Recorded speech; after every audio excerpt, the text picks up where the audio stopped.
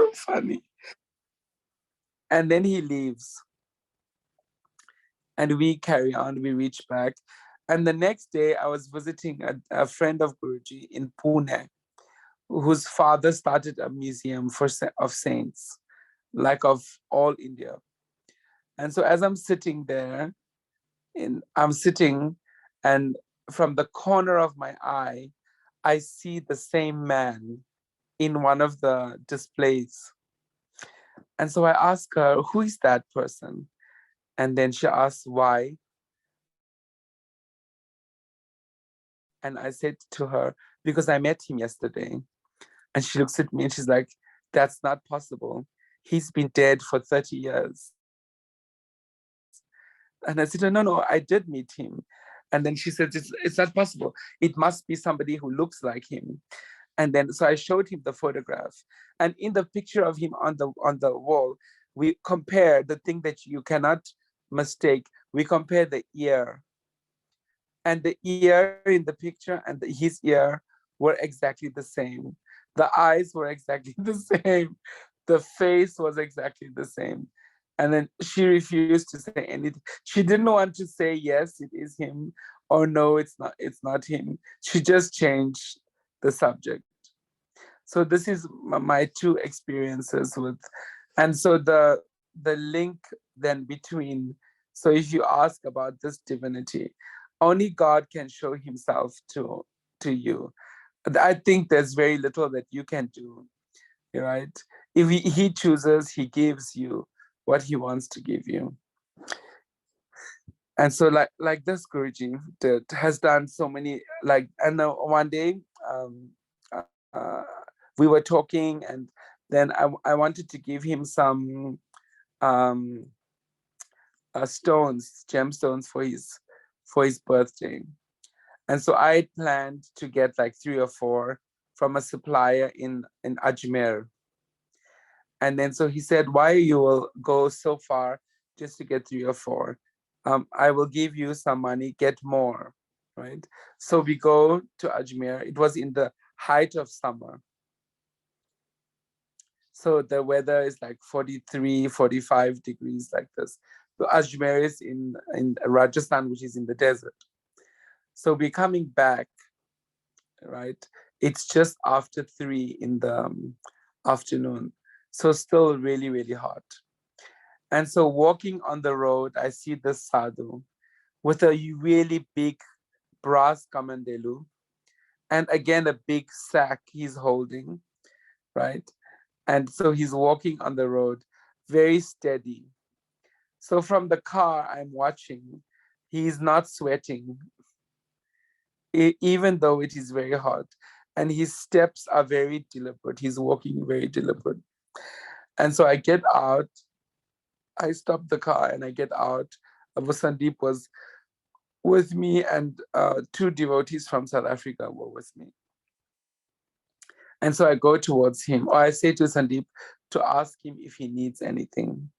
So I go to him and then to receive the answer, and he says, no, he doesn't need anything. So I ask him, where are you coming from? So he points from there. Then I ask, where are you going to? To there. And then he says, so I ask him, will you, can I receive your blessing? And then he says, no. Why should? It's not needed. The one who is in you is in me, is in everything. As the sun shines, so the sun shines from you. There is no need to take or give blessing. And so I was trying to engage.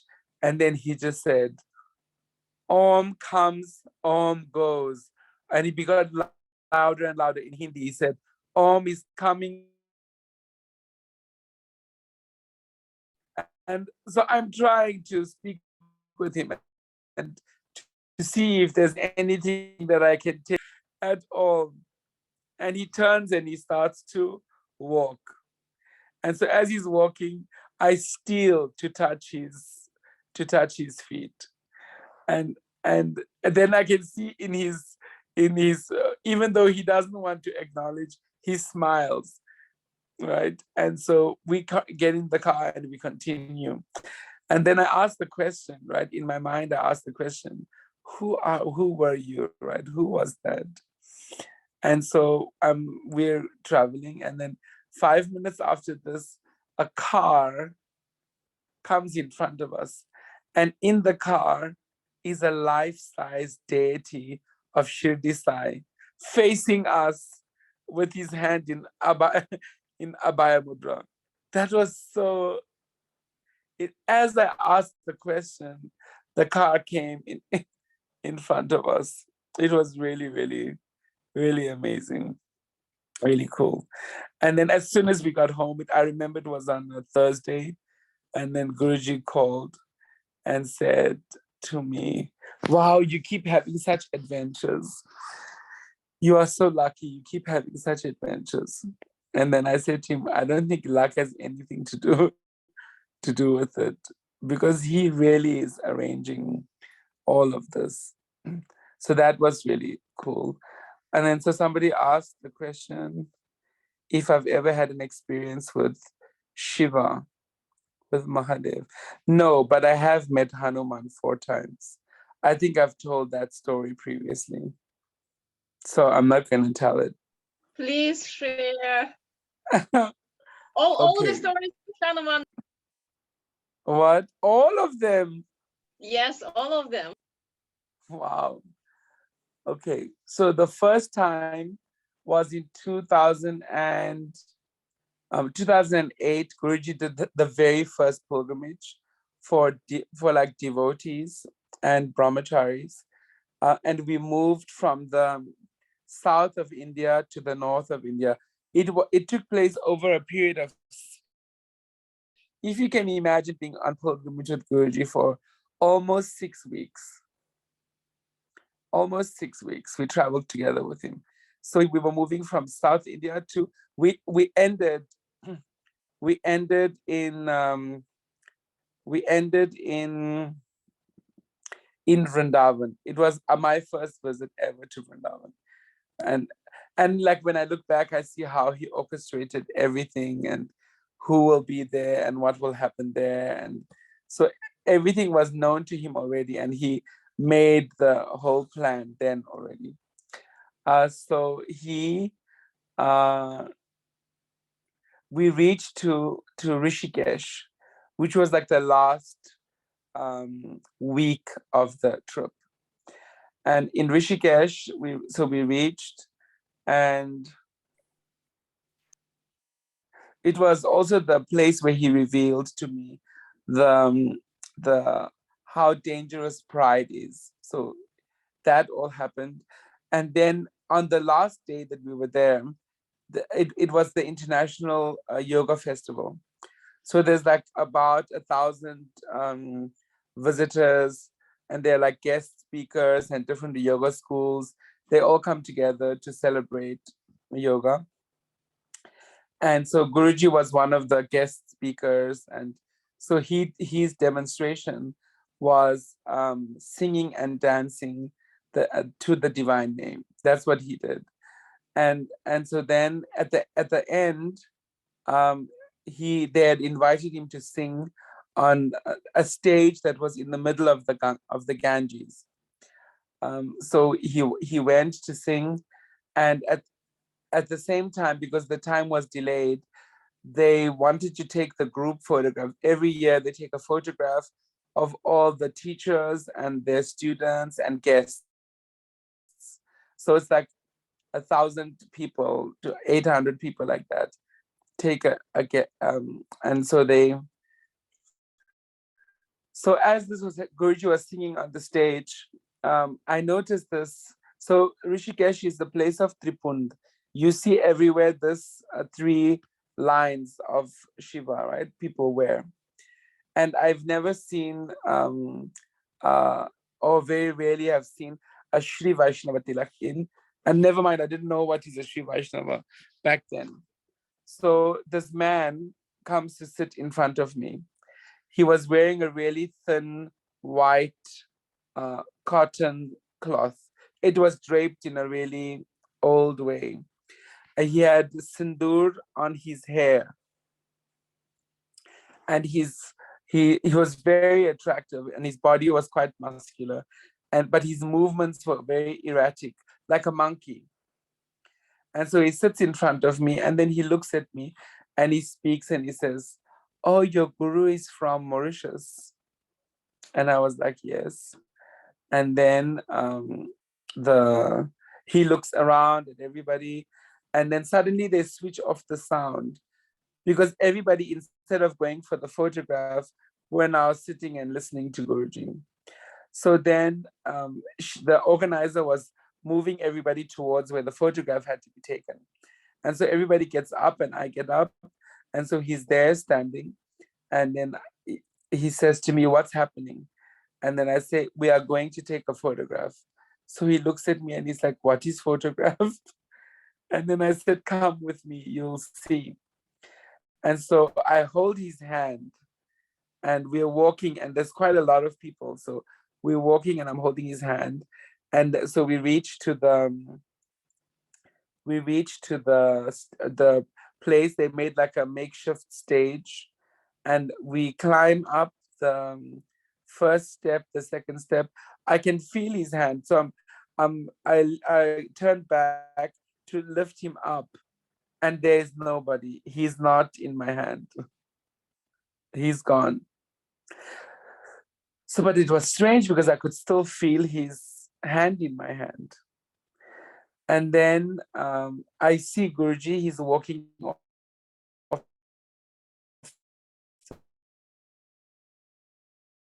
and he's looking up and he's speaking with someone. So I was like, "That's strange." And then he walks towards us and he sits down, like right in the front. They take the photograph and he doesn't say anything. The next day, we were headed to Vrindavan bypass. So it's then that he says, "Oh, you guys were so lucky. One of the Chiranjivas, the immortals, was among you." And then he looks at me, and there's no way he could know because he was all the way on the stage and there were so many people. Then he looks at me and he said, "He spoke to you. He spoke to you." And then we were trying to guess who it was. So we were guessing and guessing, and he said, "No, no, no." And then eventually he told us it was Hanuman. So that's the first time. And then the second time, the second and third time Can I were ask? Can I ask yes, which language you were talking with that person? Which language you were talking? English. He spoke English. Thank you. He spoke English. And then the second and third time were in Mahakumbh Mela in 2014, 13, 14, right? So so Guruji had given me the darshan of Krishna as a baby the day before, right? So I was still quite emotional and still quite. It was so strange. So he did a few things. He gave the darshan of Krishna to me. That was on the day before Shahi Snan, before the main bath. The next day, the next day, I received the darshan of Hanuman. The day after that, he showed one of my past lives to me, who I was in one of my previous births. He showed to me. He showed to me. So then, yeah, it was in 2013. So he so how he does it is like this. So there is the part of the Ramayana after the kidnapping of Sita and to the end of the war of Lanka is called the Sundarakand. So Sundarakand means beautiful actions, the beautiful actions. So he was invited by one camp. This famous singer was going to sing Sundarakand.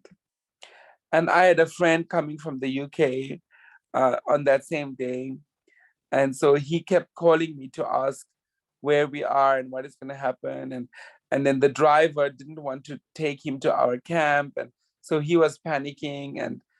And then I go up to the stage. So as people are coming in to sit down to listen to the Sundarkand, I go to Guruji on the stage. And then I'm saying to him, I need to, can I leave? I need to sort out this thing with my friend. And then he says, sure. And I'm walking away, and it's really loud in this room. But I hear him calling me back. So I go back to him and I say, yes. And then he points into the crowd and he says to me, you see that man that's walking backwards, but moving forward. And really, he was walking backwards, but his body was moving forward. And he says to me, that's Hanuman.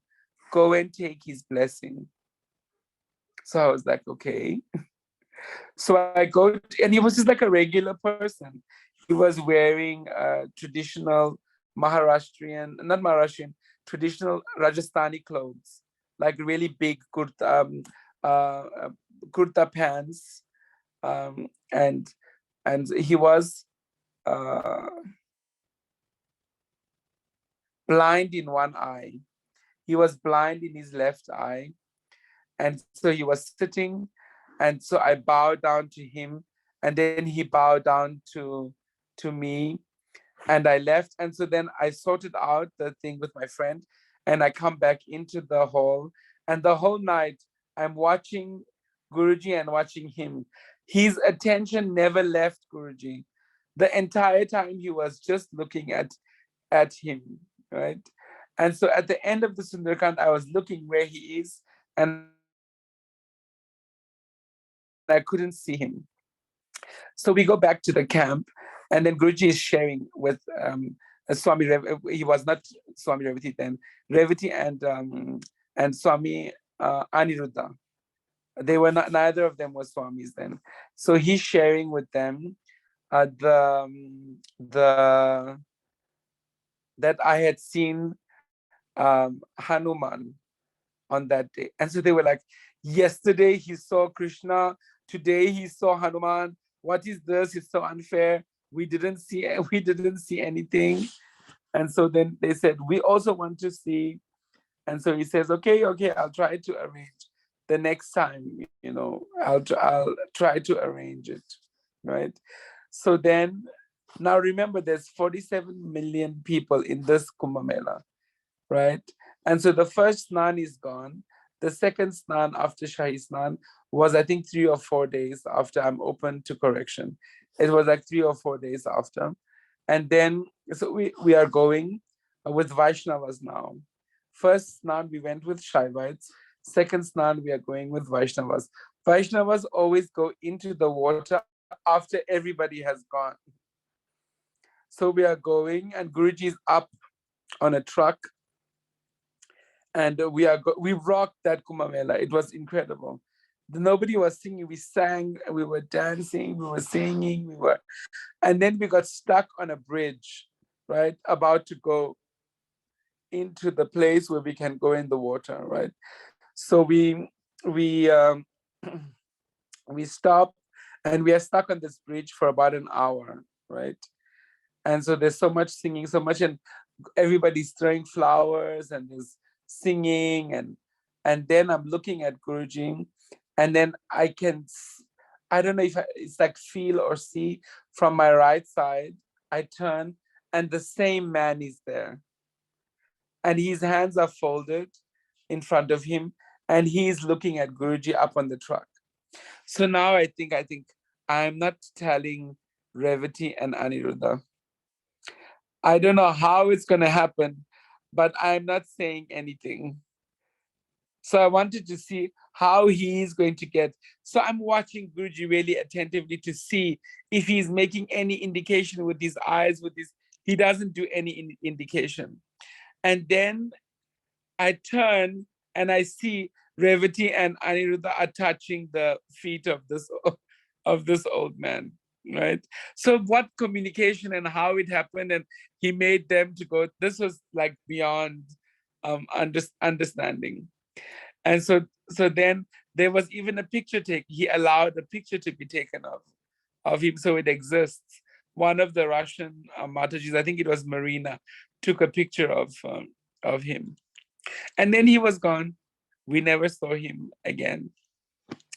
So that was the first, second, and third. So the fourth time is the most interesting. So it happens in Pandharpur. We were going to take darshan of Vithala. And so we, of course, had special passes. So we didn't have to wait in the queue. The group had about 70, so we were 35 people. And some people had taken darshan earlier, and now the rest of the group was taking. So Guruji was going with both groups, and I had been in the morning. And so I didn't think it was necessary to go again. But then he said, no, you come. So we go. And so technically, we can enter the temple and just go to take darshan and leave. But he doesn't want to do that. So he says to me, and usually he will be in front, right? He goes in front and we follow him. So he looks at me and he says, no, you go in front. And I'm like, what? And he says, no, you go in front. And so I think, oh, okay. These people in the front of us were not smelling so good. So I'm like, I'm happy to be a barrier again between you and that smell. So I go in front of him and we're walking. And so we get to the first arch, right, near to the pillar of Narahari Sonar. And I turn around. So there were only devotees behind Guruji. So Swami Aniruddha was directly behind Guruji. And then there were only devotees. It's not possible that there would be anybody else. But right next to Guruji is the dirtiest person I have ever seen. He was wearing like a postal clothes, the post office uniform. He was so dirty. The clothes were so dirty. His hair was dirty. Like everything was dirty. And then I think, oh my God, what am I going to do? I have to do something. And so I do the only thing that I can do, which is to stop the queue. So if I stop the queue, he will leave. It was such that I knew he will leave the queue if I stop. So I did. I stopped the queue and I moved a step back. He left the queue and then he went to put flowers on the pillar of Narahari Sonar. And then he leaves the queue and it moves ahead. And so I'm waiting under the first arch. So Guruji comes to me and he looks at me and he was like, what did you do? It's like, he says to me, if I could kill you now, I would kill you. And I was like, you don't know who that is. I was like, what did I do now? And then he walks ahead. So then he says to me, just look at his eyes. So I stop now and I go backwards. And he's like a few people away from me. And he's coming towards and so I look at him and I see his eyes. And it is exactly the same expression as every other previous form of Hanuman that I had seen. He's not here. And the continuous repetition of the name is on his lips. So I'm watching him. So now I know I have to have an interaction with him. And then Guruji said to me, if anything, you should take something from me. He's beyond a saint. So now I'm standing there, right? And I make the judgment. He won't understand me if I speak to him in English. So there was one person in our group that spoke Marathi. It was Shubra from Kenya. So she's passing and I grab her. And then he comes soon afterwards and I stop him. And so I ask him, can I take your blessing? And he says, not now. We can take the darshan of the day of Vitala and afterwards you can take blessing. And then, so I say to him, can I embrace you? And he says, yes. So he embraces me, I embrace him. And then he says to me, I said to him, is there anything that you need? And then he looks at me and he says, no, you don't have anything that I want. And then I said to him, do you have anything for me? And then he says, no, I have nothing. And then he looks down in his hands and there's a garland in his hand. So he breaks it in half and he gives me half of the garland. And then I follow him. We go to take the darshan of Vittala. We go out. You go to see Rukmani and Radha, and then down the stairs. And he stands with his feet. I bow down to him. Guruji passes and he says, it's enough now. So he passes and it's enough. And so then then lots of people just come to talk to Guruji. And I'm looking out, there's only one way out. He doesn't go out that way, but I don't see him anymore. And so he's gone. And it's over. And now the question, why was he there now? And so I'm waiting to have the conversation with Guruji. And it happens as we leave the temple to get our shoes. So I ask him, why did he appear now? And he says to me, for as long as there is still judgment in your mind, real love is not possible. He came to show that there is still judgment in your mind and that you every day have to look at that. You have to look at where your judgments are, because where judgments are, there cannot be any love. So that whole thing really touched me. And I learned so many things, like just how subtle judgment is and how we assume so many things. And then I met him one more time in a supermarket in South Africa. So I drive with my mom into the supermarket parking, and we get into the supermarket, and there's this man walking up and down in the shop. And I can see that he needs something, but he doesn't know how to ask to anybody. So I walk in and he walks to me and he says, you can help me. He says to me, you can help me. And he reeks of alcohol. And I have a very big thing with smells. And so I said to him, yeah, what can I do for you? And then he says to me a whole list of things that he needs. So I said, fine, I can help you with everything except the meat products that you want. And so I said to him, take whatever you want and meet me at the till, at the pay point. And so then he does that. He buys all these things and we paying, and he comes and he pays, I pay for his things, and we go out. And we're standing in front of now it's not very traditional for a Black man to hug anyone. And so he looks at me and then he embraces me. And like an electric shock jumps from his body into my heart. And it fills my entire body. And then I understood, I understood who it was. And then my mother looks at me and she's like, why are you crying? Even now I want to cry. And then I say, it's okay, it doesn't matter. But like, these are the ways that Guruji has reached out in so many different ways. And so it's so beautiful to share these experiences with you. What I've experienced with him on pilgrimages, what I've experienced like every time you are together as a sangha and you are speaking about him. Is what's his name here? Radha Das, are you here?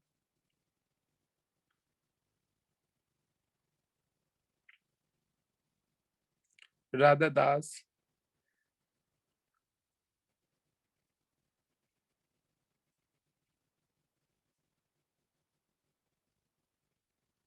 No, he's not here. I think there's no witness here. Yeah. So we shared a room, a tent in that Kumbh Mela in 2013. And so the day after Guruji showed me the darshan of Krishna, he gave me the darshan of Krishna, what happened is I suddenly felt all these things inside of me, right? There were things that I wanted, like things that are just personal to me that I didn't want him to see. I didn't want him to know them. It was like what I wanted secretly for myself. And it felt inside of me like a battle was going on. And like my mind didn't want him to know any of these things. And so I remember I was sitting on my bed with my danda, and then as soon as the acceptance came that it doesn't matter, he's the one giving everything to every one of us, he's the one giving, I fell asleep.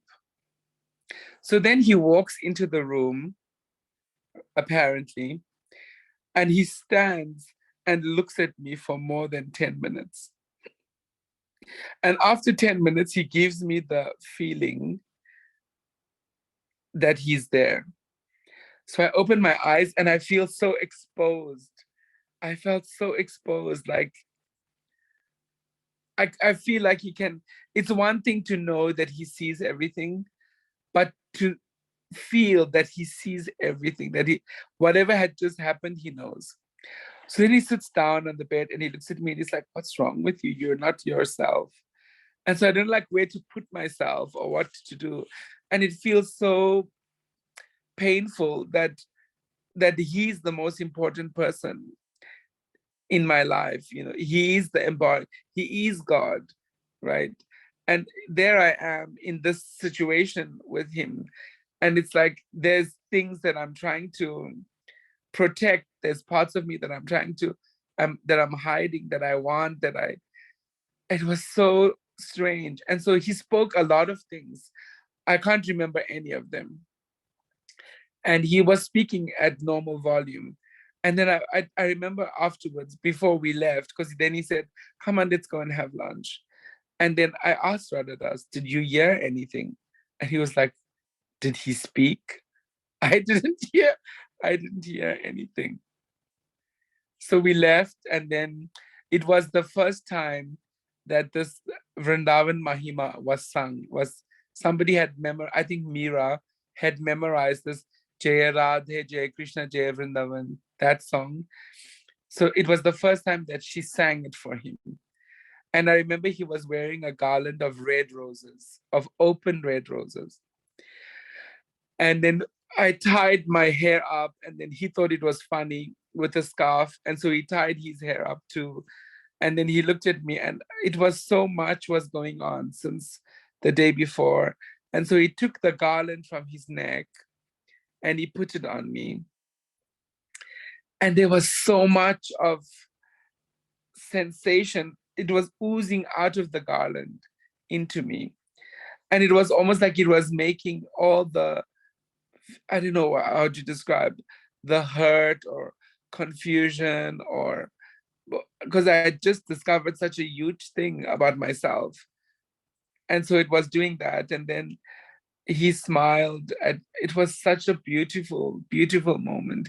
He smiled, and then we had to go and fetch. It was with Chidananda. Then his name was, what was his name before?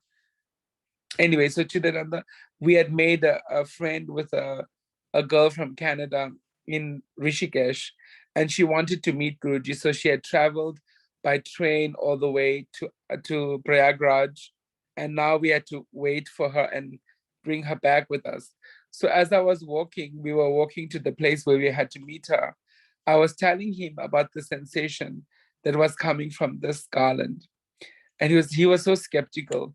He was like, no, I don't believe that. He said, I also want to feel. So I removed the garland and I put it on him. And as it touched his body, he started to laugh uncontrollably. Like in an embarrassing way, he was just like laughing in front of all these people. He was laughing. He almost dropped on the floor. He was laughing. So I removed the garland from him and he stopped laughing.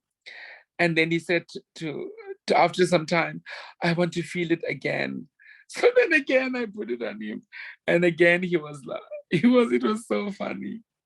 It was so funny. It was also the fulfillment of one of the things that I said to him. So on the day that we first spoke to each other, or that he spoke to me, I was talking about Babaji and Guruji. And as soon as I said their names, he started crying. And he continued to cry for about 4 hours. And then he asked me, have you ever met Babaji? Then I said, no, I dreamt about him once. And then I looked at him and I said, but you will meet him in Kumbh Mela. That was that. And then, but he had no plans to go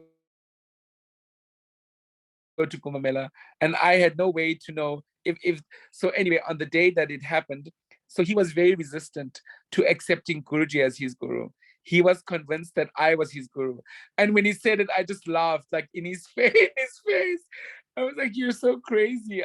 Are you, don't be crazy. And I'm not even the dust on his feet. So anyway, we reached to where Guruji was, and then I was really interested in why was he crying so much before, and like how is it that we so randomly met each other. And so then after Guruji met him, I entered the room, and then he says to me, oh, I know now. Guruji says, I know now. And then he says to me, in the 15th century, you had 7 sons. 2 of them made it to realization, and 5 of them didn't. He is one of them, the ones that didn't make it. This is his chance. And then I was like, okay. And then he said to me, because the place we were in was Navdvip, and he said to me, the place that you lived was close to here, right? And he said to me, go there and see if you feel anything, right? So I went with him. We went there. I didn't feel anything.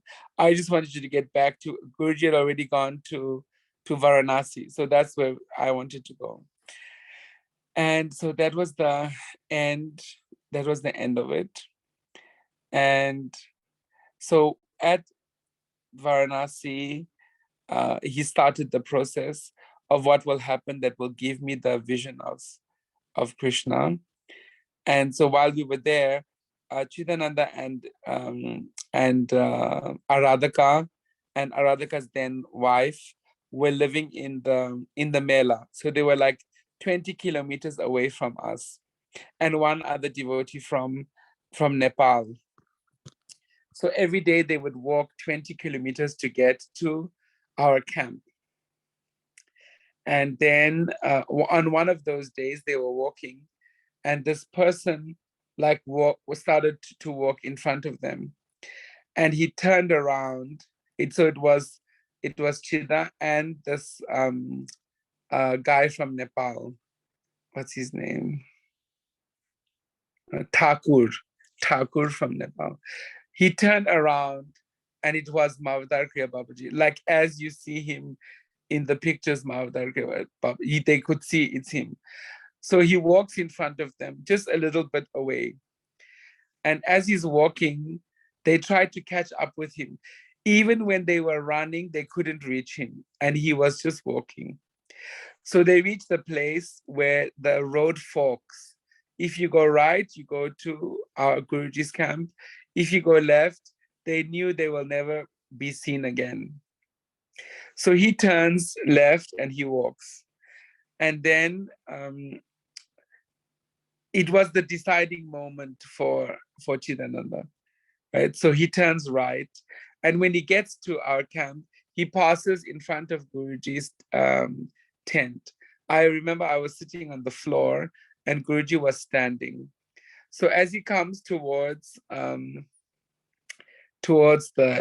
tent, Guruji looks at him and he says, good choice, good choice. And then Anna, you asked if I've ever seen the Divine Mother. When I was twice, I've seen her twice.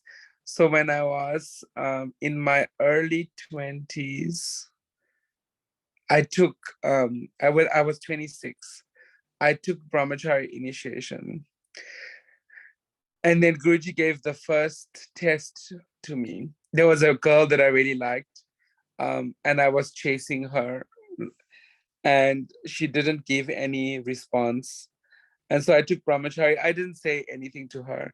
I came back to the town I was born, and then she started suddenly to show interest. And then I rebuffed her, right? I told her that I cannot do this. And she's like, what, you were chasing me for more than a year and now suddenly there is nothing. And then I said, yeah, this is the commitment I've made. And then, so what, the night after this whole thing happened, I was staying at a friend's house. And so I was sleeping, it was early in the morning.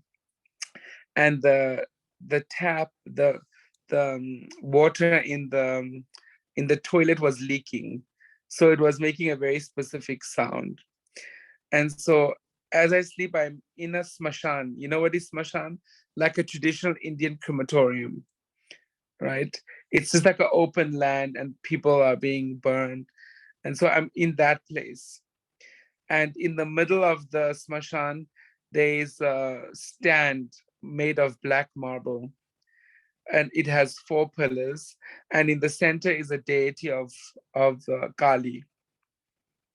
And she's really big, like more than 12 feet. She's standing. So I go in front of the deity and I'm looking at her. And suddenly she moves, right? And she opens her eyes and she speaks, but the language is the sound of the water that's dripping in the bathroom. But I can understand what she's saying. And so she looks at me and she says, now I will give you everything you need for the journey, she says. And so she bends down and she puts her pointing finger in my forehead. And the sensation moves. I could feel every nerve in my body. It moves all over my body. And then she stands back up. And the same way that, if you flash an image, like one image after the other, she changes thousands of times into so many different forms. And in her one form, the tongue is down to her navel, right? And so all the forms switches like a film reel, is fast forwarding. And then the last form is his form. So all the divine mothers were present inside of him. And that huge form. And then the maid wakes me up. Wakes me up. I was like, what's wrong? What's wrong with you? So that was one. And then the second was when some children, 2 children, were killed by their father. And so the whole community was reacting really bad. And the weather changed, so I asked him if there's anything that I can do. So he gave me a mantra to recite. I don't know, I can't remember how, but it was a lot of times. And then at the end, I should do a yagna and give the prasad to the remaining children. So I did this, and when I finished the yagna, I went home and I was sitting on my bed and my eyes were closed, and suddenly she was there, the form of Mahishasura Mardani. So I could see the whole scene of her killing the buffalo demon. So this is the 2 times that I have seen her. And if I close my eyes, I can still see her face. She was not angry. She was smiling. And I can see how he is looking at her. It was not in trepidation. It was in awe. He was in awe of her as she was about to kill him. So those were the 2 times that I've seen her, that he's given me the. So any questions?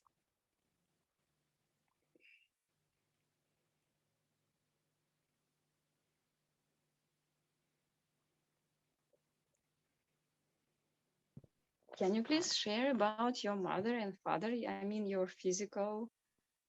Your mother, what do you want to know about them? I don't know. If you are Swami Parantapa, they should be special. Why should they be special? They are just normal people. Okay, as you want. There's nothing. Please, if not, then not. There's nothing much special about. Just give me a second.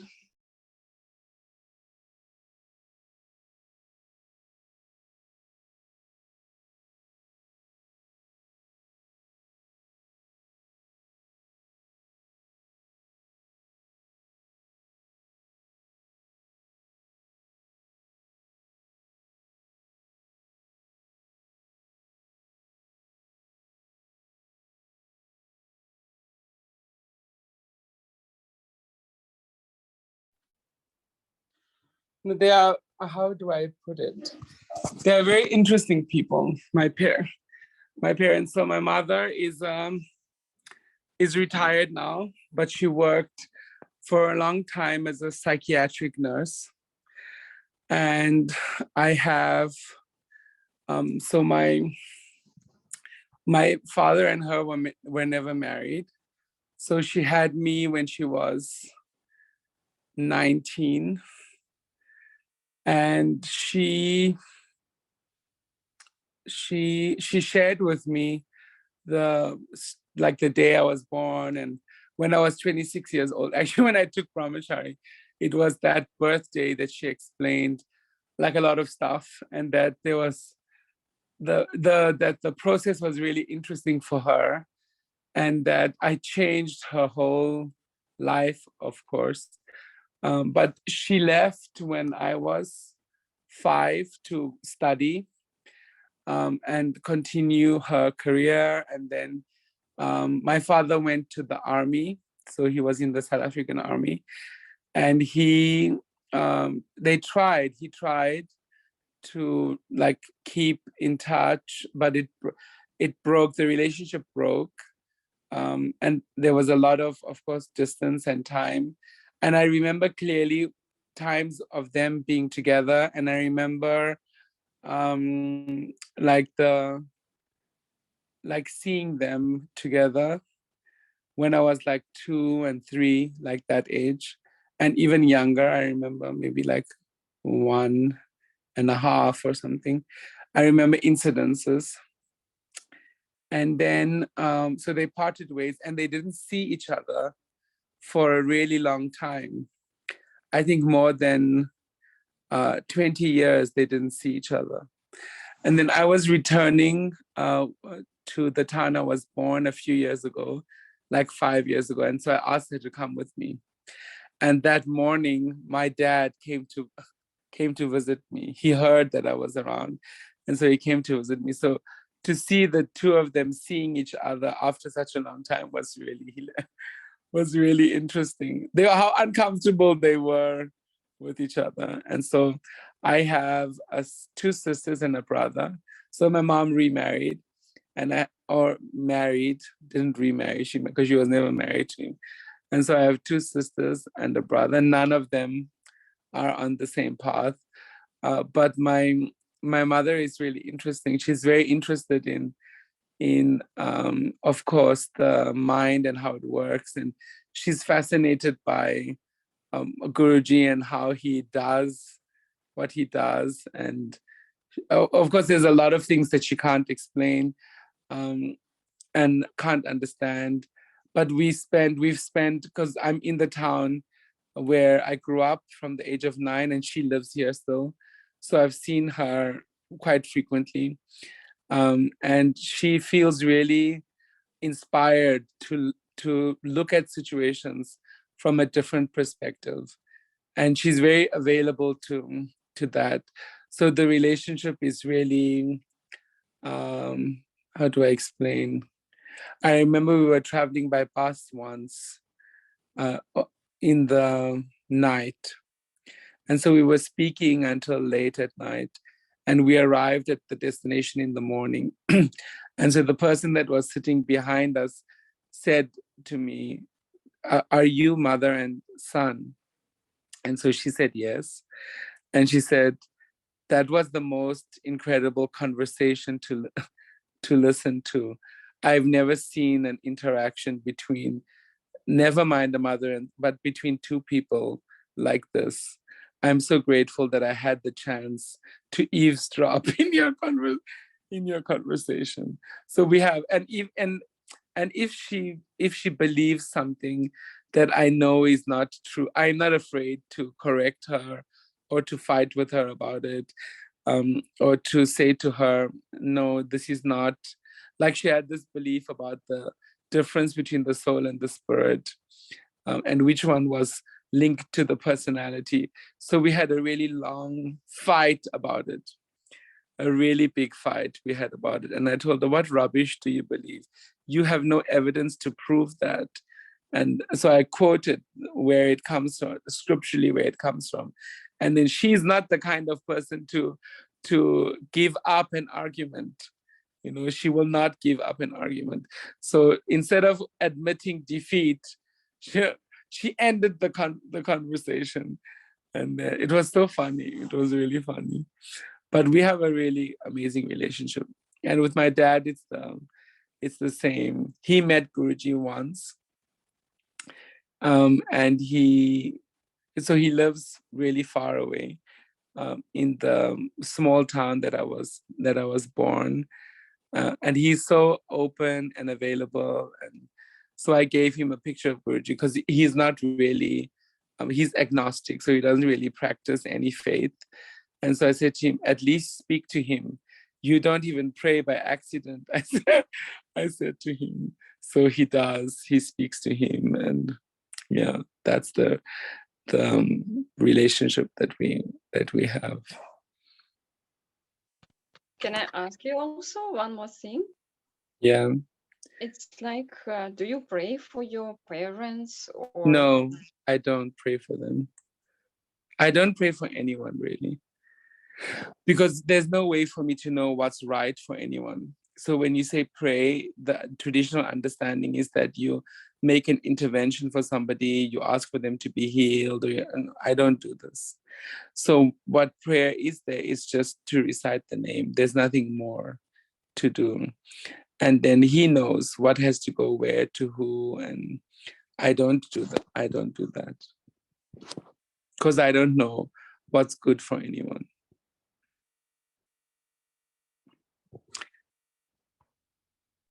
And so some of you in the past have asked me, right, won't I do a pilgrimage? Right, won't I do a pilgrimage?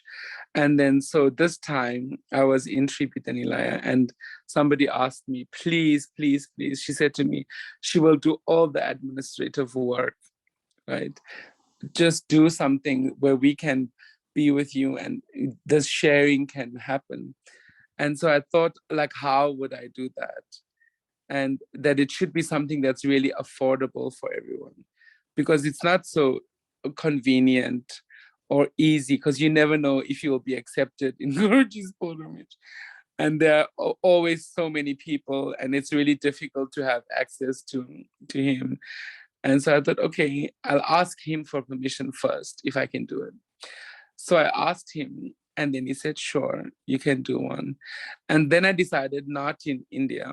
I don't want to do a pilgrimage in India. But what I do want to do is when Indians first came to South Africa, of course, they brought Sanatana Dharma with them.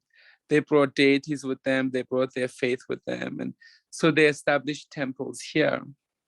And so some of those temples are almost like 190 years old, almost 200 years old, and are heritage sites. And so I visited a lot of them when I was traveling in KwaZulu-Natal, like over the years. And so I thought that would be something really interesting for people to see, and to see how these people have held on to and grown their faith. And some of the temples are really beautiful and incredible, but they don't know about Guruji. So what I've made the program to be is that literally what I'm going to be doing is not just going to these places. So the group is really small. I only want to have between 25 and 30 people, half of them South African and half of them foreigners. And then I also thought, it's expensive to travel, and it's expensive and usually you have to make a really big down payment for a pilgrimage. So I thought, no, what can work really well is if the payment is divided into 4. So the amount for the pilgrimage, because it's multi-purpose. So first, for me, it's a canvassing opportunity. So there are different audiences of people that are going to hear about Guruji. So this is one. Then number 2 is about being together with people who want to be together with me. And then number 3 is going to these really amazing temples, and some of them are incredible, really, really amazing. And many miracles are associated with these temples. And third is, or fourth, is that this is I think the easiest way. And I'm really open, I have to say, I'm really open to doing this for any country, right? Now I'm doing it for one of the countries that I'm in charge of. But I'm really happy to do it as a fundraiser for any country. So to do a pilgrimage with people, to take them somewhere and to show them different things is one of the easiest ways to raise funds for like a temple project, and I'm really open to doing that for any country. And to collaborate with another Swami, or to collaborate, I'm really open to that. So the cost of the pilgrimage is $2,500. And we've divided it such that you can make 4 payments of $625. That is comfortable for you. But the most important thing, I think, is just to be together with one another. So the cost includes all the accommodation, includes transportation, and includes food, all the food. And what is cool is that we've managed to arrange almost all of the lunches. So it's from the 7th to the 19th, the 9th to the 17th of September. And so it may be difficult for Russians to travel to Germany, but you don't require a visa for South Africa. And I don't require a visa to go to Russia. And so if you are interested, just message me on Telegram, and then I can share the details to the pilgrimage with you. We are not putting it on any social media places, simply because we want the group to be small so that we can have a lot of time together and do different activities. And so all the information is there, and I'll share it with whoever is interested. And what else? Somebody asked a question.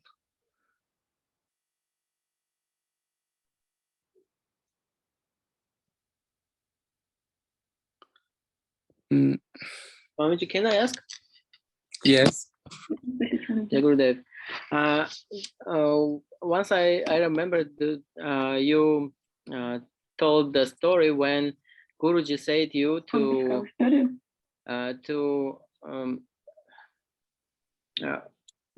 focus mind 100% to Guruji, and how we can get it, how we can this manage. It was this conversation wasn't like this. So he put it in a different way.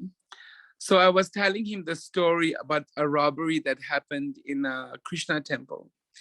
And then he said, oh, no, it wasn't anybody but Krishna who stole all the things from those people. And then he said like this, he said to me, and then we were talking about a sadhana from another guru that's like for the God. I was really obsessed with Devi at the time, with the goddess at the time. And so then he said to me, you can, this is an amazing sadhana, he said, but you can do it and get nothing, right? Because everybody who is doing, there's no guarantee that anything will come out of the sadhana. So then he said to me, you can do all of this, or you can just love me, and I will give everything to you. That's what he said to me. You can do everything you want. And if you are not in his shelter, you have no guarantee that anything will happen. There's no guarantee that anything will happen, that you will receive anything. But if you just love him, He will give everything to you. And that's easier said than done. You can say, I love you, but it doesn't mean anything. The love has to be such that you transcend your judgments about him, that you transcend your judgments about yourself, that you see the logic of being in a relationship, in a love relationship with him. Like he said in that satsang, when will you become a lover? When will you see that the ultimate beloved and the ultimate lover, when will you see? And so it's a really interesting place, to be in that relationship with him, where all the things that you don't want to do, like we don't want to obey. It's not the human nature to obey. It's not human nature. We don't want to follow instruction. We don't want to practice something that is difficult for us. But when you read like the description of that scene, when Krishna is running into the forest, right? And he's about to play the flute. He's about to play the flute. And the description given is that everything that was moving became still. That means all animals became still. And everything that was still wanted to move in order to touch him. So trees wanted to move to touch him. So this scene, and then you look at the 10th and 11th chapter of Bhagavad Gita, where Krishna is describing himself, right? And when he's talking about what it is that he is, who he is, and then he doesn't talk anymore. He gives Arjuna the eyes to see who he is. So that is what you are in a relationship with, right? The whole time, Krishna was always the Virat Swarup. He was always. But Arjuna could not see. The same for you. He is always that. Can you see? You cannot see. And what it takes is the relationship. So he says again and again to Arjuna in Bhagavad Gita, I am revealing this to you because you are dear to me. I am revealing this to you because you are my friend. I am showing you this. So you have to develop that relationship with him. And so that is what transcends. He uses that to transcend, to help you pass your mind, to help you pass yourself. And how will you do? You just have to follow the steps that he's saying. He's telling you to do this, to do that, to do that. So you just do. But when you have the clear goal, when you see, you can think in your mind, he's a form of the divine. He's not a form of the divine. He is that. But I cannot see, you cannot see. But what is there is the perception through feeling. You can feel, right? He gives it takes time, but he gives the feeling. I remember as a child, it was what I asked for. I never wanted to see God. I wanted to feel his presence. And then I remember the moment he made it happen, that he gave me that feeling. And it's not that it comes and goes. It is continually with me. It is always there. I can feel his presence continually inside of me. It's not moment. It doesn't matter what is happening outside, the situation may look like, what it feels, what it may feel like. Behind, I can even be like really stressed or upset about something. If I close my eyes, I can touch that place. It is there, I can feel it. And only he is doing that. And it takes time.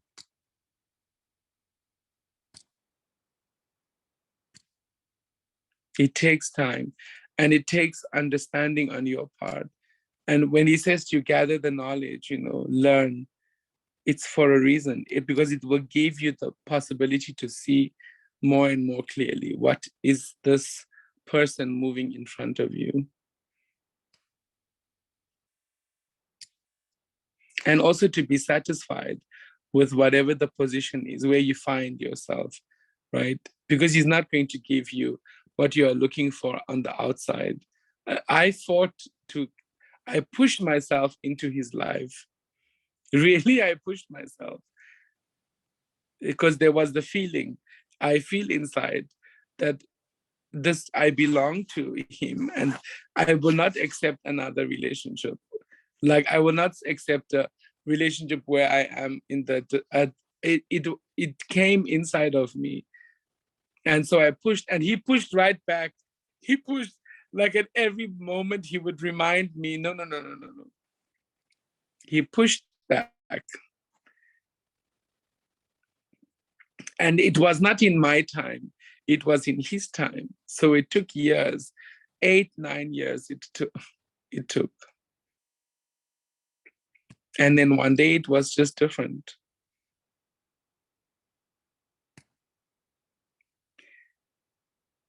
But to go through that space, that 8 or 9 years, it was not easy.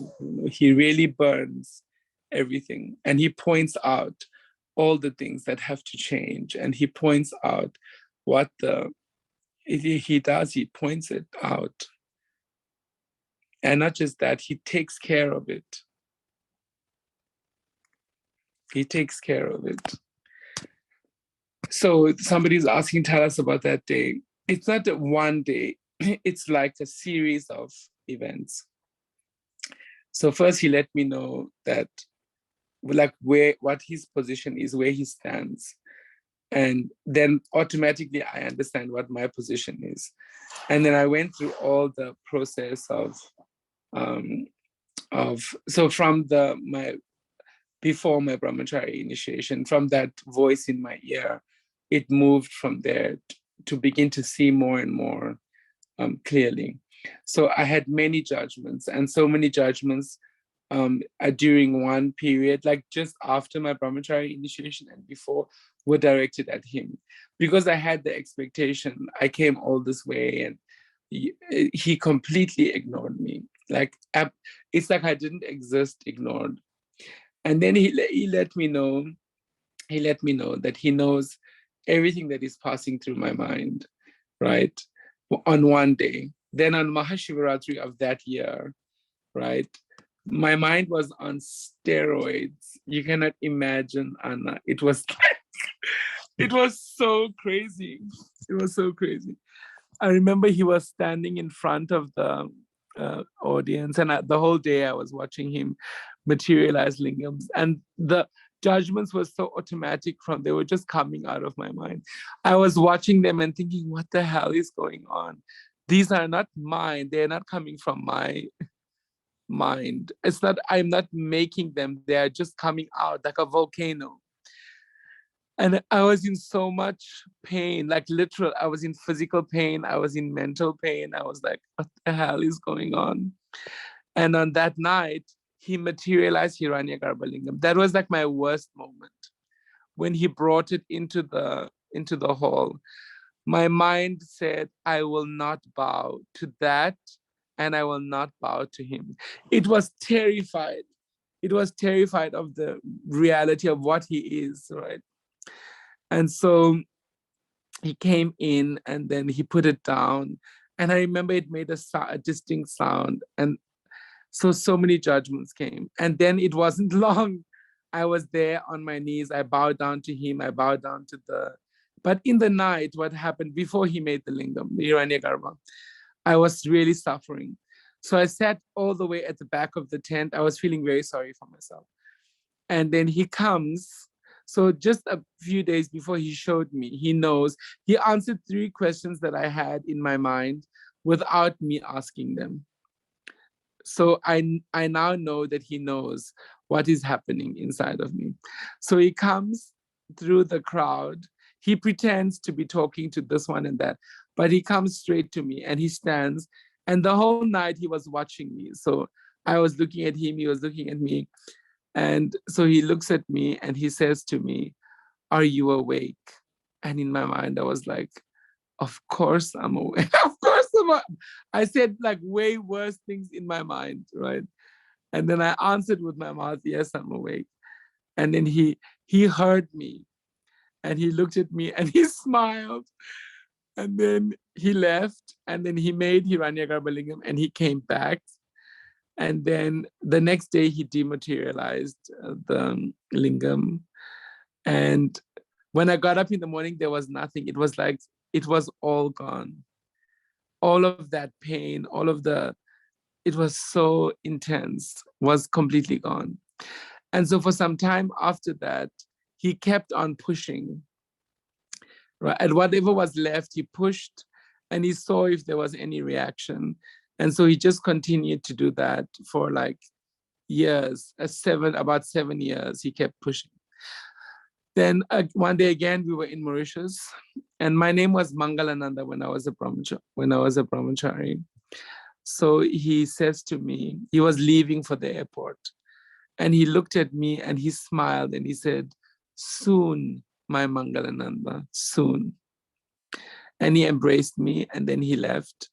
And when I saw him the next time, I was now waiting for this same like onslaught with this pushing, and there was nothing. And that's where our friendship started. It was really cool. I remember it was in the ashram in South Africa, and I had pierced my ears because the instruction came to that all the brahmacharis should pierce their ears. And then he had some washing, and so he gave me his washing, and so I was doing his washing, and he came, and the bathtub was really deep, so I was kneeling and washing, and he came in and he was like, "Oh no, don't do that, don't do that. It's difficult, isn't it?" And then he walked, and I said, "No, it's okay." Then he walked out and he came back and he said, "No, why are you doing?" And then I looked at him and I said to him, "You do so many things for us. This is the smallest thing that I can do for you." And he smiled, and then he went.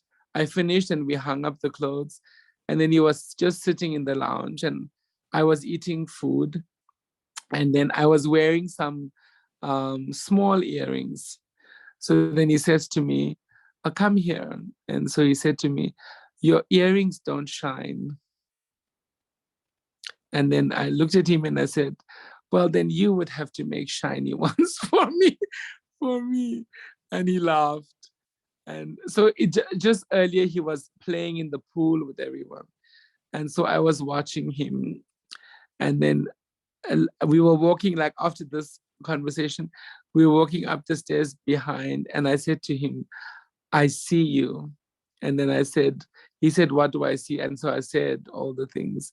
And then he said, "Don't say anything." And then he materialized a pair of earrings and he gave them to me, and it was the end of the conversation. So like this, the friendship started. And then, but always is like, I can say anything to him and he will say whatever he wants. You know, the relationship is very free, but the line is always there. I know he is who he is. And so always there is this respect, there is a line. And so, yeah, it's like being with a lion. You never know what the lion is going to do. And so you're ready for whatever. And that's it's been amazing just to be in his presence. And he does everything. If he wants something to happen, especially if it's for you, there's nothing can stop him. It will happen. It will happen. It doesn't matter what it is. But most of all, it's the attachment of love that makes everything happen. When there is the attachment of love, this is like the way that he does everything. When there is love, when you feel love for him, he does everything.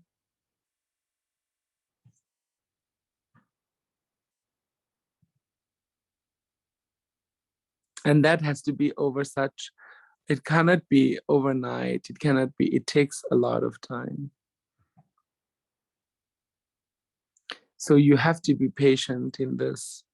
If you will not manage, it's fine, right? If you will not get it, it's fine. But you have to be, if it's what you want, You have to be in it for the long road.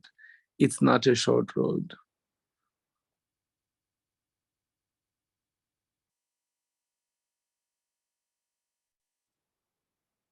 What else? Yes, Vera, what you want to say?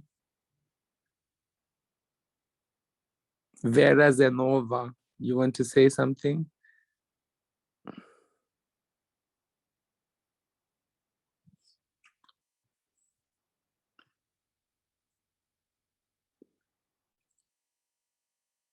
Can you hear me, Vera? Are you talking to me? Yes. Oh, thank you. Well, I wanted to say I probably raised my hand. Or... Thank No, you for you such didn't. sincere stories. It's amazing. Yeah. That's absolutely awesome. Glad you enjoyed. I was just in the temple in Brussels doing a Abhishekam and listening to you in my ears. Cool. Yeah. Yeah. Well, hopefully see you soon. See you soon. Yeah, I miss you for some reason. Yeah, I haven't seen you. How is what's his name? The dog. Jivadas. The dog. No, the dog. Ramon. Oh, How is Ramon? he's living the life. He is living the life. He's so loved.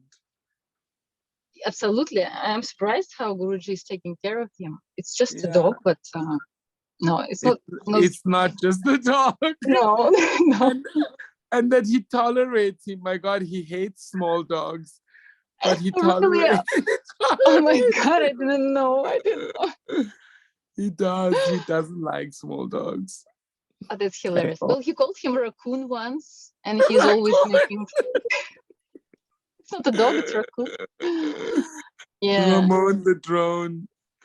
Yeah. And you, The funny thing that. Shambhudas, what Huh? you think? You think? Yeah.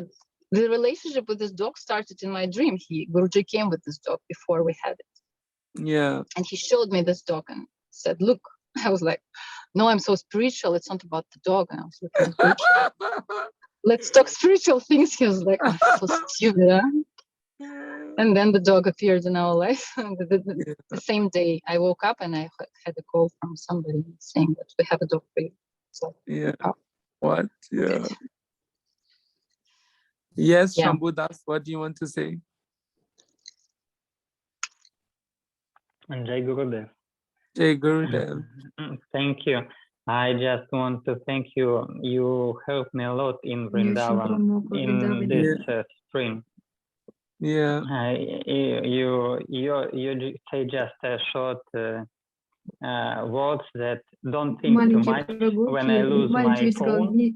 Yes. It was so helpful for me. Thank you very much. On the next day, I already feel much better with it. Yeah, thank you very much. I love you. Love you too. Yeah, and I can ask a small question. Yeah. Guruji told a lot that Krishna and Rama are the same. Yes. So the Krishna's abode is Vaikuntha. То есть обитель Кришны — это Вайкунта. So can we think that the abode of Rama is also Можно ли Vaikuntha? сказать, что обитель Рамы тоже Yes, of Вайкунта? course. Да, конечно. They come from the same Они place. приходят из одного и того же места. Okay, thank you. Because I heard that it's Потому что я слышал, что have a different name of у них Rama's abode. I различные, even другое don't имя, название remember it. обители But Рамы, я не Vaikuntha has помню. many planets. Но It's not just в one Вайкунте place. там There are много, so это не many только одно places. место, там различные места. So depending on what your В зависимости relationship от is with the того, Lord, какие твои отношения then с you go to Господом, that ты place. отправляешься в это место. But Vaikuntha is the highest one. Но So Вайкунта — это высшее. No, it is Vaikuntha all. collected. It is По all его собственности, Vaikuntha. это все Вайкунта. It is all Это Vaikuntha. все I asked Вайкунта. that question to him. Я задавал этот вопрос ему. It depends on your mood Это зависит here, от твоего on what настроения you do здесь. here. It Что ты depends on делаешь that. здесь, это And on зависит what от you feel этого. attracted to and Как how ты, к you чему ты build the чувствуешь relationship. привлечение, как ты строишь отношения с ним. Thank you. And the Спасибо. second question, И второй вопрос. when we have Ishtadev, Когда у нас Yes. есть Иштадев, yeah, unfortunately, I still have no. у меня еще But нет. Неудачник у меня еще нет. maybe you also remember this failure from my side. How is it a failure from your side? You only have to Как это, ask. где это You asking, твоя you will неудача? answer. Ты можешь просто Yeah, спросить. did you remember that I Ты interrupt помнишь, что я the Guruji's dinner прервал and asked обед him, Гуруджи и спросил and его, you laughed so и much, ты смеялся так and I was сильно, so shy а я так and run away стеснялся и on that убежал. time. Yeah, but So anyway, you have to yeah. wait and ask Ты him должен again. подождать и снова его спросить. Yeah, I want very much to Я ask очень him сильно хочу personally, спросить его лично. but Yeah. every online darshan Но I'm каждый онлайн closer and даршан closer to я ask ближе и ближе к online. тому, чтобы спросить Yeah. онлайн. Just write Maybe. it on a paper. He will Ну, tell you. напиши просто на записке, Yeah. он тебе скажет. Ну да. Yeah, I think I will do it. Да, я And думаю, я это the сделаю. question is, Но when we вопрос have такой, Ishtadev когда у нас есть and we Иштадев, build our и мы relationship строим with наши отношения с ним, we are going to be like him, to мы be like our будем Ishtadev, становиться and как он, как наш to Иштадев. take an И мы example принимаем пример. and be I understand the понял твой question. вопрос. completely like it. Or we are his Или мы его devotee, and we are преданные. not the same, but То есть мы не maybe it's как like они, if you он же. have, То есть если как for example, есть, например, Ishtadev Lakshmi, Иштадев so Лакшми, you have a mood of Vishnu, or No, you also it's have a not mood like of this. Lakshmi. It's not like this. So the purpose of the Ishtadev, right? So the Guru reveals the Ishtadev to you. The Ishtadev reveals the Guru to you. That is the function of the Ishtadev.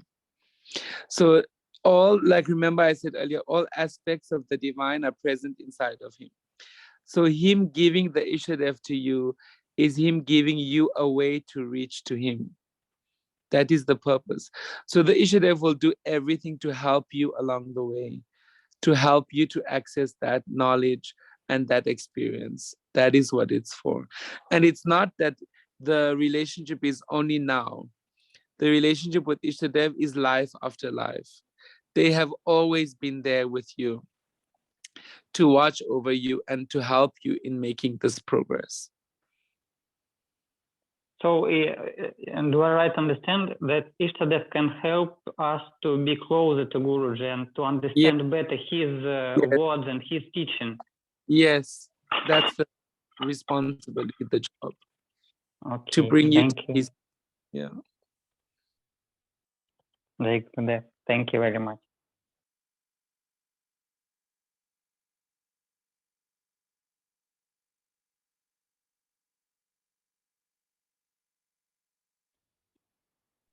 Swamiji, you are muted.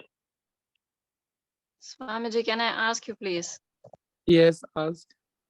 Can you please explain how Shimanarayana looks? Is it that one who is lying on the Adishesh around the Milky Ocean? Look at your guru. Look at your guru.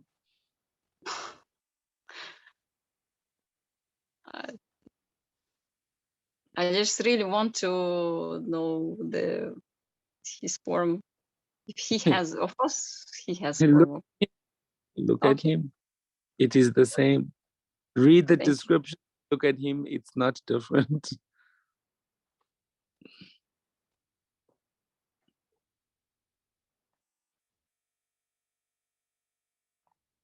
Sarvantaryami.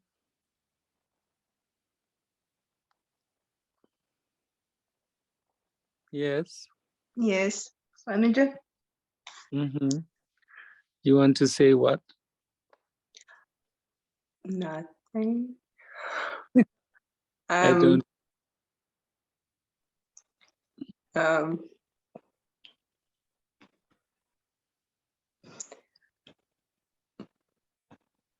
I don't know what to say, what I should to share.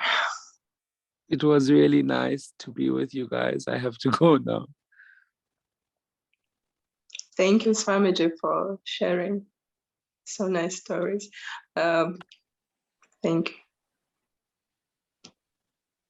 Thank you for all of you for being here. It was really. Jai Gurudev. Thank Thank you. you. Jai Gurudev, thank you very much. Thank you, Lord. Jai Gurudev. Thank you, Swamiji. Thank you. Thank you, Anna, Swamiji. you want to say anything? If you want me to say something, I will. No, I'm asking. It's not that I want or don't want. No, you know what? I want to say nothing. What else to say? You did all. Thank you very much. Thank you. Jai Gurudev, love Jai you all. Gurudev, Swamiji, Jai Gurudev.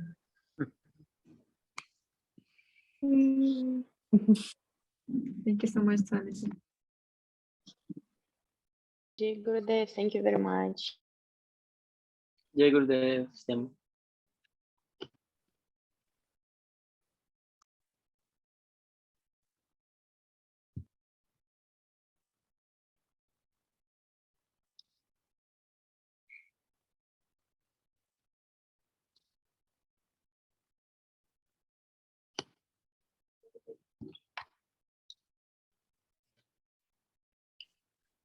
Всем Jai Gurudev. Спасибо всем большое. Спасибо за перевод. Инвашидайся, спасибо за перевод. Спасибо.